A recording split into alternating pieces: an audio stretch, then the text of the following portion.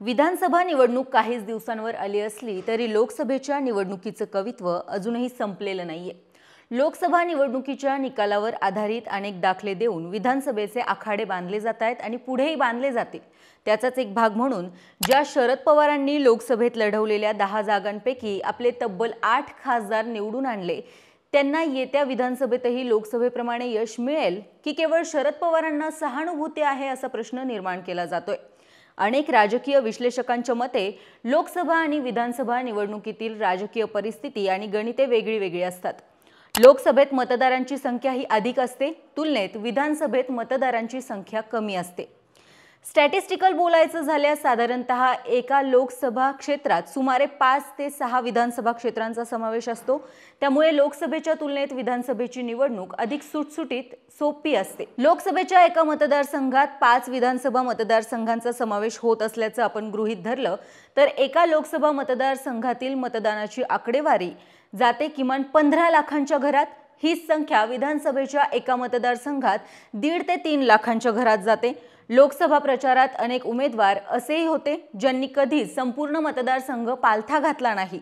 लोकसभा मतदारसंघाचा आवाका पाहिला तर ते करणं सोपं सुद्धा नाही, म्हणजे प्रत्येक उमेदवाराला प्रॅक्टिकली ते शक्यही नसतं। विधानसभेत मात्र याच्या उलट परिस्थिती असते। विधानसभेत मतदारांची संख्या कमी असल्यानं प्रत्येक उमेदवाराला आपला प्रचार करणं अधिक सोपं आणि सुलभ ठरतं। पवारांचा करिश्मा पाहता त्यांना अजूनही प्रत्येक गाव आणि त्या गावातील तळागाळातील कार्यकर्त्यांची नावं तोंडपाठ आहेत। अशा वेळी विधानसभा निवडणुकीत पवारांचा झंझावात हा लोकसभेपेक्षा कितीतरी अधिक असणार असल्याचं बोललं जातंय। दुसरीकडे पवारांचे शिलेदार त्यांचं काम एकदम चोख बजावतायत। सध्याचं राजकारण पाहिलं तर किमान 2 डझन नेते शरद पवार यांच्या तंबूत जातील अशी परिस्थिती आहे। लोकप्रिय योजनांची घोषणा करूनही महायुती आणि विशेषतः भारतीय जनता पक्षाला लागलेली गळती आणि पक्ष सोडणाऱ्या बहुतांश नेत्यांची शरद पवार यांना असलेली पसंती यावरून निवडणुकीचे अंदाज बांधण्यास सुरुवात झाली आहे। राष्ट्रवादी आणि शिवसेनेत फूट पाडून लोकसभा निवडणुकीत शरद पवार आणि उद्धव ठाकरे यांना धक्का देण्याचा भाजपकडून प्रयत्न झाला, मात्र झाले उलटच। शिवसेना राष्ट्रवादीत पाडलेली फूट युतीच्या आणि भाजपच्याच अंगलट आली आहे। त्यामुळे विधानसभेला युती किंवा भाजपातून निवडणूक लढण्यापेक्षा शरद पवार यांच्या राष्ट्रवादीतून निवडणूक लढण्यास अनेक नेते पसंती देत आहेत। गेल्या महिन्याभरात सर्वाधिक इनकमिंग राष्ट्रवादी शरदचंद्र पवार या पक्षात झालंय। राष्ट्रवादीत फूट पाडून शरद पवार यांना एकाकी पाडण्याचा डाव मतदारांना पटला नसल्याचे लोकसभा निवडणुकीच्या निकालावरून स्पष्ट झालंय। लोकसभेला मर्यादित रसद असताना राष्ट्रवादीचा स्ट्राईक रेट सर्वाधिक म्हणजे 80% होता, कारण राष्ट्रवादीने लढवलेल्या 10 जागांपैकी 8 जागांवर उमेदवार खासदार म्हणून दिल्लीला गेलेत। त्यामुळे आगामी विधानसभेसाठी तुतारीची हवा जोरात वाहू लागली आहे। लोकसभेच्या निकालानंतर कुठेही न थांबता शरद पवार हे पायाला भिंगरी बांधून राज्याच्या कानाकोपऱ्यात फिरताना दिसतात।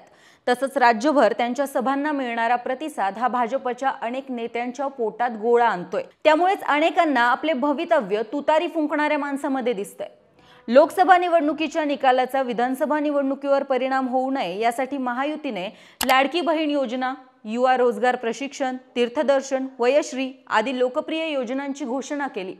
वैयक्तिक लाभाच्या योजना या मतदारांना आकर्षित करतील आणि त्या माध्यमातून पुन्हा सत्तेत येण्याचा राजमार्ग प्रशस्त होईल अशी महायुतीला अपेक्षा आहे। मात्र या योजना जाहीर करूनही पक्ष सोडणाऱ्या नेत्यांची वाढत चाललेली संख्या मात्र भाजप आणि अजित पवार गटासाठी डोकेदुखी ठरण्याची शक्यता आहे। महायुतीने आणलेल्या या योजनांचा जनतेवर किती प्रभाव पडणार हे निवडणुकीच्या निकालानंतर स्पष्ट होणार आहे। मात्र या योजनेचा सध्या तरी सत्ताधारी पक्षातीलच अनेक नेत्यांना तितकासा भरोसा राहिला नसल्याने अनेक नेत्यांनी महाविकास आघाडीत आणि त्यातही शरद पवार यांच्या राष्ट्रवादीत जाण्यास सुरुवात केली आहे। माजी केंद्रीय राज्यमंत्री आणि हिंगोली लोकसभेच्या माजी खासदार सूर्यकांत पाटील यांनी भाजपला रामराम ठोकत पुन्हा राष्ट्रवादी काँग्रेस शरद पवार गटात प्रवेश केलाय। यामुळे भाजपाचे उदगीर विधानसभा मतदारसंघाचे माजी आमदार सुधाकर भालेराव, माजी आमदार विनायकराव पाटील, कोल्हापूरचे समरजित सिंग घाटगे यांनी भाजपमधून राष्ट्रवादीत पक्षप्रवेश केलाय। असंच अजित पवार गटाच्या पिंपरी चिंचवड पासून परभणी, नांदेड, नाशिक येथील नेत्यांनी शरद पवार यांच्यासोबत जाण्याचा निर्णय घेतला आहे।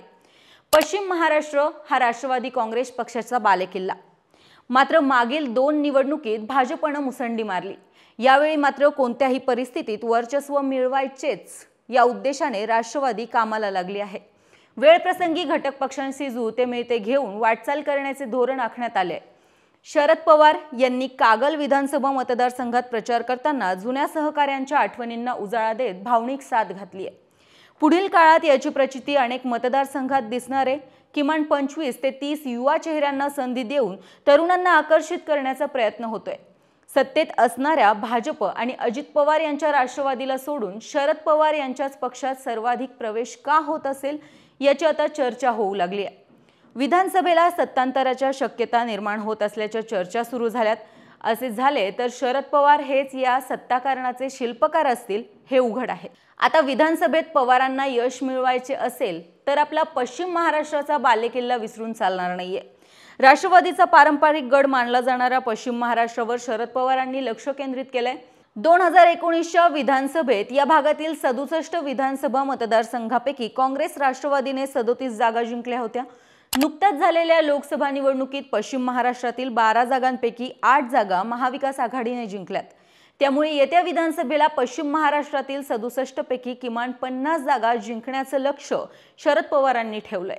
आता त्यात किती यश मिळतंय हे निवडणुकीच्या निकालानंतर स्पष्ट होईल। याबाबत तुम्हाला काय वाटतंय हे आम्हाला कमेंट्सद्वारे नक्की सांगा आणि असेच नवनवीन आणि महत्त्वपूर्ण व्हिडिओज पाहण्यासाठी आपल्या चॅनलला सबस्क्राइब करायला विसरू नका। धन्यवाद।